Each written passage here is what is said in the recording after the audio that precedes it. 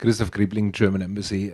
I have a question, maybe it's hypothetical or theoretical, but what would happen if President Obama would decide tomorrow, I close down Guantanamo? He as Commander-in-Chief, if he would do this, what would happen then?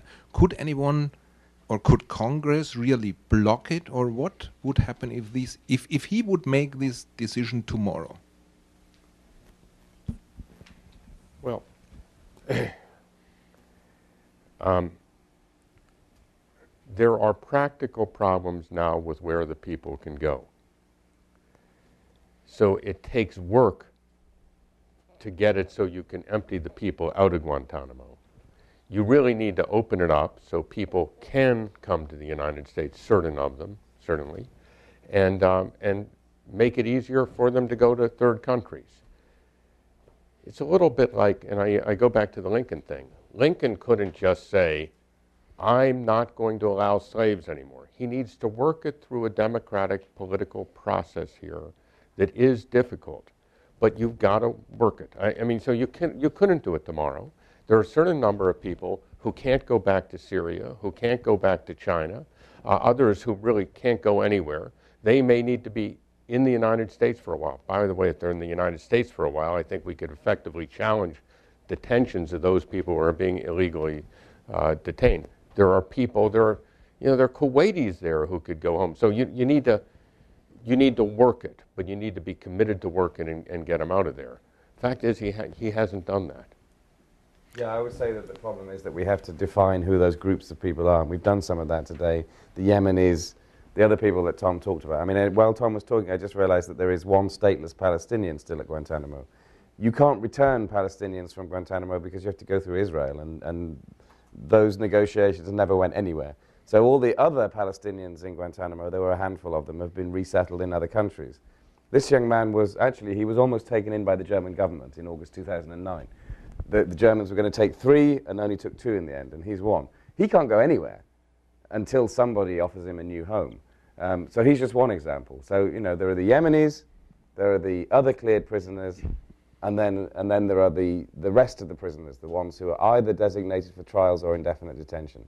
There's only those 3 groups for us to talk about, but that's what we have to push when we're talking about how to close the prison. I think if you look back at the memos that were written on, that gave President Bush the authority, the justification to do what he did, says as Commander-in-Chief you have limitless, anything that will constrain that exercise of authority is unconstitutional. So basically the President has limitless power. So, if that was good advice back then I think the President as Commander-in-Chief could make a decision in that capacity. Well, the NDAA says no money appropriated herein may be used. That's the Defense Department appropriation. The President controls a lot of other executive branch agencies that have budgets and airplanes and the ability to arrange transportation. So, it would take, growing a big pair. But if he ever did... Well, let me say it, because when the Obama administration came up and they signed the order to close Guantanamo within a year, there was a plan. First, they were going to do this review process very conservatively. It took longer than it should have. But they realized that in order to get third countries to take people from Guantanamo, we had to take some. And there was a plan to put the Uyghurs in Northern Virginia, where there's a Uyghur community, too. And these are totally innocent people. And they were going to do it. And a congressman found out about it and stood up and said, you can't take these Guantanamo terrorists to my country. Was that Frank Wolf? Frank Wolf. And no, in fairness, Obama hasn't set the stage. It's a long thing. He announced the closing of Guantanamo. Dick Cheney said this is a horrible idea. These are the worst of the worst. A statement that was palpably false, because 40 of the people had been cleared by the Bush administration. 40 more won habeas cases. Either Cheney was lying consciously or he didn't know the facts. In any event, the Obama administration didn't take them on, and that kept being repeated. When they were going to take the Uyghurs into Virginia, Frank Wolf stood up and said, don't you dare do that. They backed down. The Obama administration backed down. From that moment on, Congress jumped in and said, well, you can't take them. They were winning things. They pushed them. So what he's got to do again is, as Mo vividly said, he's got to grow a pair of big ones, but he's got to push it. He's got to have a plan, and he's got to work it. There are problems, but it's doable, and he's got the power to do it. It'll take a few months, but he could do it. But there's no political value in doing it. There's no political value. It's got to be a moral imperative. John. It's his legacy. It's your legacy. Yeah. And Johnny, just the lady here behind you. Sorry, Ange. Where am I going? Yeah. That guy who keeps. Yeah. Sorry. Ladies. Sorry, I'm Olga Pradhan. I'm from the Constitution Project's Task Force on Detainee Treatment. Colonel Davis mentioned Jennifer Descal's op-ed in the New York Times yesterday, and I was wondering, this is sort of a corollary off of the previous question, but there are, rightly or wrongly, a number of individuals who've been slated for indefinite detention, and I know that Mr. Wilner just said that if they were brought here, we could begin to argue against the indefinite detention, but there's also the argument emerging that if they were to be brought here, if Guantanamo were to be closed, they would likely be held in federal supermax prisons where the conditions would actually be much worse than at Guantanamo. So I was interested in hearing your thoughts on that. Okay, if I could just jump in, because you mentioned the word likely, which Jennifer Descal also did in her argument in the newspaper. Likely, so this isn't confirmed that they would be held in supermax conditions. What she's done with that very damaging op-ed, I have to say, is that she's made it look as though there's no argument to be had about what might happen if we were to proceed with the very sensible argument that prisoners need to be brought here for us to begin the process of genuinely closing Guantanamo, and that they would undoubtedly have more rights if they were brought here. Likely. Maybe it is likely, but why does she not say we could argue about that? That negotiations would be able to take place about what conditions these men would be held in. Why would they be held in supermax conditions when they're men who have never been charged or tried or convicted of anything? There's no direct correlation between the people in Guantanamo and anybody held in any form of prison system in the United States. It would have to be negotiated. Well, can I say a few things about it, too? Because it's very important this article was out. First of all, Guantanamo is a supermax prison. I've been down there several times. It's as supermax as the supermax prisons here. So people who say conditions are good there, they're terrible. You know, and let me tell you why they're terrible, too. Not only are they in supermax conditions, but they're in a place where they're isolated and they can't see their families. At a supermax prison in Chicago or somewhere else, families get to visit. They get to visit their families. They've been away. They haven't seen their families for 11 years. They are allowed a call now once a month where they can talk back home. So that's something, if they were in the United States, they get to see their families. There's another significant fact that Jennifer and others don't realize. The reason I say you can challenge it here, while they're in Guantanamo, I probably shouldn't say this publicly because maybe people will realize it, but the basic fact is at Guantanamo, they're within the jurisdiction of the D.C. Circuit. The reason they can't challenge their detentions is the D.C. Circuit has adopted a rule which says you lose a habeas case if the government has any evidence against you that is credible. That's an absurd rule. If they were somewhere else, they would be in a different circuit and you could challenge their detention. Indefinite detention is not legal under U.S. law. There needs to be a basis for it. If there's no basis for it, other circuits might accept it. You know, the other thing, well, and we could, oh no, let me say the other thing. Andy's absolutely right. A year or 3 years ago when the Obama administration said, let's take these people to Thompson, I talked with the Obama administration. I said, we don't want these people to be in supermax conditions. They said, we will agree to hold them to the extent they are consistent with the Geneva Conventions, where they're not held now. So Andy's right. It's all negotiable. People assume the worst.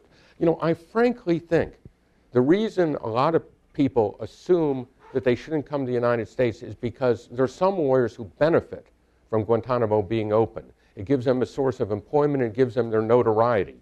And I think it's as simple as that. The human rights organizations who are opposing it, they said, oh, an import indefinite detention to the United States it's just wrong thinking. It's wrong-headed thinking. This gentleman over here. How do you think I feel about that one? Thank you. My name is Kunio Kikuchi, and I'm with Washington Research and Analysis. Happy New Year. I met you last year, too, around this time. And you mentioned the cost of detainees, but the cost, not the dollar cost, but the cost to United States in terms of reputation and credibility of having Guantanamo Bay is probably much higher than the dollar cost. And at the end of this presidential election, one of my friends in Japan, I'm Japanese too, wrote to me and said, it's a pity that the American people had the choice, the better choice for the American people was a flunky such as President Obama. And the reason he said President Obama as a flunky was because he couldn't even deliver on the very simple statement that he is going to close Guantanamo Bay. Now, listening to you, it's a little bit murky. I'm not so sure whether you're concerned about the civil rights of the prisoners or the fact that the Guantanamo Bay itself is something that the U.S. should not keep open, as the German gentleman has said. Okay. My question is, which is it? Closing Guantanamo Bay or giving justice to the people and the 186 people? When you go into that track, then everybody loses track of what's really the issue. Well, I don't understand the distinction. I mean, I think it's you give justice to people. It's certainly unjust to hold people indefinitely without hearings or cause.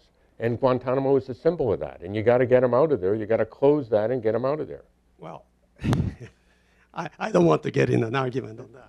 I think your first point about the cost, not just the economic cost that you can put a dollar figure on, but the cost to America, the intangible cost. I mean, I think we saw that not too long ago with Abu Hamza, who was extradited from the UK to America. I mean, I guess the UK is our closest ally in the war on terror. And our closest ally made us promise that before they would extradite Abu Hamza, we wouldn't send him to Guantanamo and we wouldn't prosecute him in a military commission, which to me is a statement about Guantanamo and the military commissions, and we have to promise our closest friend that we won't use it or they won't give us Abu Hamza. We've got about 2 minutes left. Is there anything that anybody wants to say in closing? Well, I want to repeat again that I think that, there are some people at Guantanamo who should justifiably be punished, and they should be tried accordingly and punished. And that will be justice. For most people, their justice will be releasing them and getting them home, or getting them out of prison. Guantanamo stands in the way of doing that because it's isolated, it's outside the normal U.S. court system, and to the extent they do have court review, it's stuck in the D.C. Circuit. We could talk, there are a lot of little practical problems to getting it closed. It's very easy, really, to do. There are political problems. My main point has got to be, and when I looked at the president, this is your legacy. You could do it. Get it done. Make it a priority. Work the problem and get it done. Put somebody in charge in the White House of doing it. Put your own power behind it. There are lots of problems in this country, from the fiscal cliff to, the next thing and all this. This is a moral issue that defines our nation. It will define your presidency. You will be to blame if this isn't done. Get it done. Just very briefly, indefinite detention without charge or trial is an abomination, legally, morally, ethically, spiritually. Indefinite detention without charge or trial is it's the reality for nearly all the men who are held at Guantanamo now, and will be for the foreseeable future unless we can act on that. And we can very obviously begin by highlighting and acting on the most obvious form of injustice of clearing people for release and not releasing them. And remember, if you didn't know it before, do remember, some of these men were cleared for release 8 years ago and are still held. And that's unacceptable under any circumstances whatsoever. No, I would just say that America is a light unto the world. And it's a question of whether we're a warning light or a guiding light. And I think we ought to be a guiding light. Great. Well, thank you to all three of you, and thanks for people coming here. Thank you, Peter. Thanks, Peter.